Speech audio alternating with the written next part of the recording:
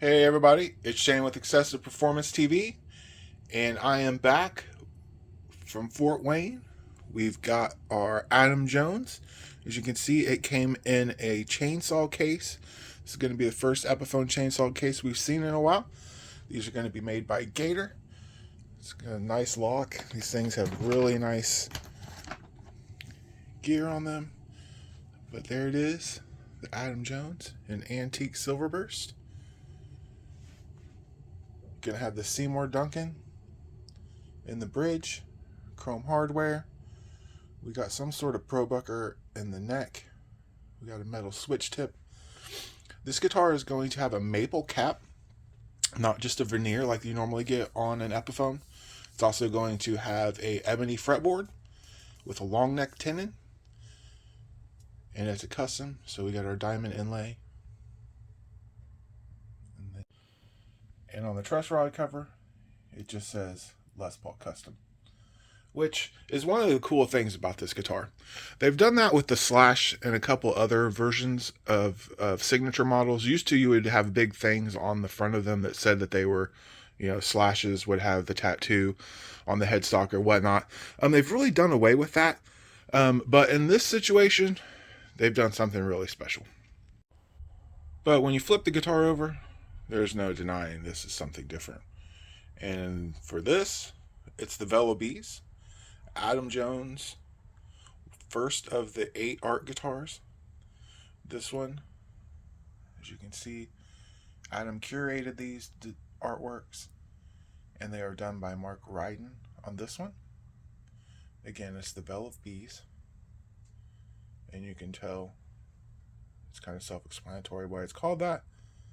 But wow, it's really cool artwork. And then we'll also have artwork on the back of the headstock, much like the Gibson versions. But really cool thing about this one, as you can see, is the Silverburst is done throughout the entire guitar. And Epiphone has never done that, and they have never done the teardrop like it is on the front. And when I say teardrop, this is what I'm talking about. I will add a picture of my other Epiphone Silverburst, and it was just a black back. Everything on the back of it was black, but it had a perimeter burst, and I'll put the picture up now.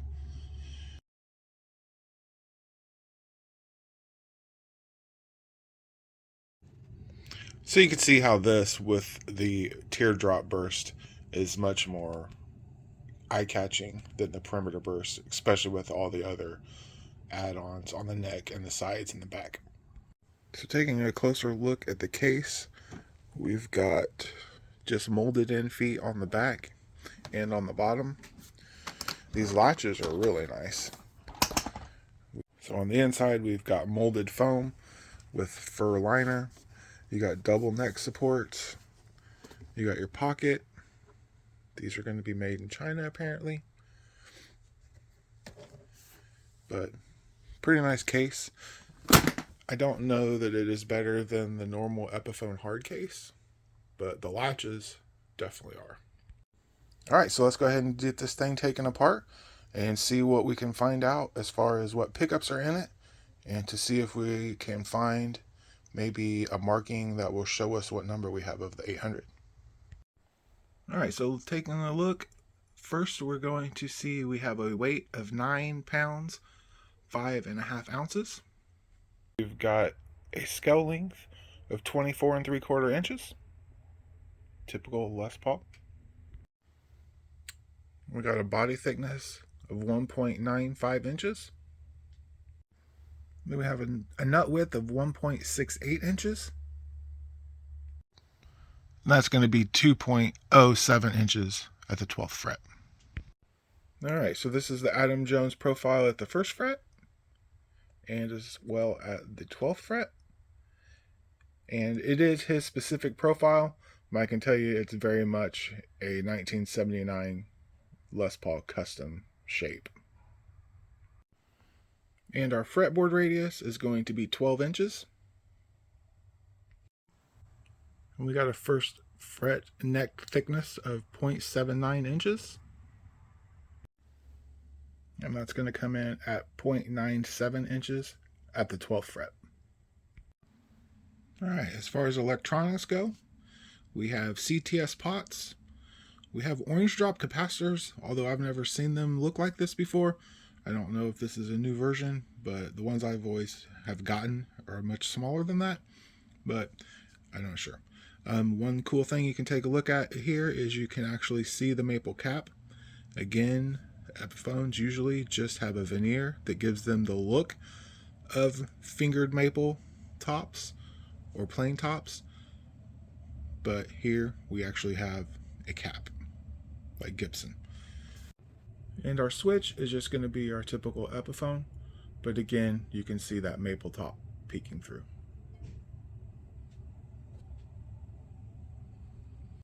Alright, let's talk hardware. These are going to come with the diamond strap locks, like the old Customs used to have. His guitar must have a metal jack plate on it, so here we have a metal jack plate like his. We've got thumbnail bleeders on our volume and tone pots. Alright, so our stop bar is just going to be our normal Epiphone branded one that locks in place. Bridge, very much the same. Epiphone branded with the wire. Alright, for our pickups, they didn't leave much lead on these, but you can see we got the Seymour Duncan. We've got our sticker in here with our QR code. You can see the maple cap peeking through in some areas again. And as you can see, we have the SH6B in the bridge for the Seymour Duncan. And this is going to be what is in the neck. And in the neck pocket, you get a nice little AJ stamp on your long neck tenon, and that's what the long neck tenon looks like. I know in the Matt Hayfies we were having trouble seeing through the paste that they put in there because of the active pickups, but that's what you're going to see when you see long neck tenon. As far as our truss rod cover goes, that's what it looks like below that with our typical Allen wrench adjustment. And this is going to be our 2-ply cover that just says Les Paul Custom. And here you can see our diamond strap lock, the metal switch tip, and black poker chip. And take a look at that ebony fretboard with the block inlays.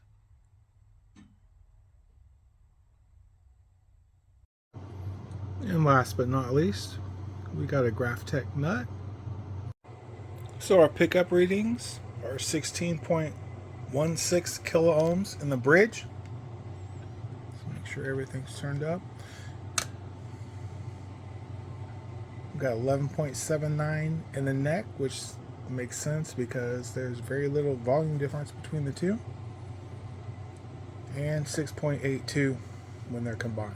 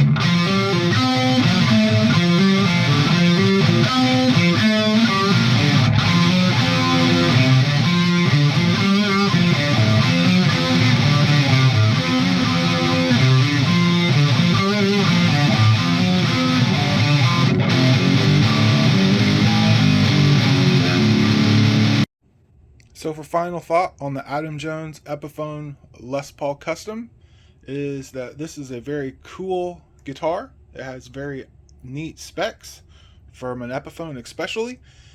If you are an Adam Jones fan, you will love this guitar.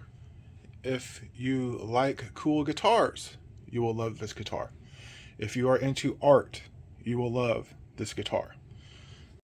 And with that, we are going to sign out for this week. I hope you guys will give us a like and hit that subscribe button, and also hit the bell. That way you can get a notification when the next episode comes out. I think we are going to do the 1979 Silverburst, the actual Silverburst that come with the gator case that this is trying to resemble. I think that's going to be next. I said we're going to open up the Adam Jones section of the page, so I'm going to do that and get us a couple videos in there, and then go back to some of the other stuff that we got laying around here. So I hope you guys have a great weekend, and we'll see you next week.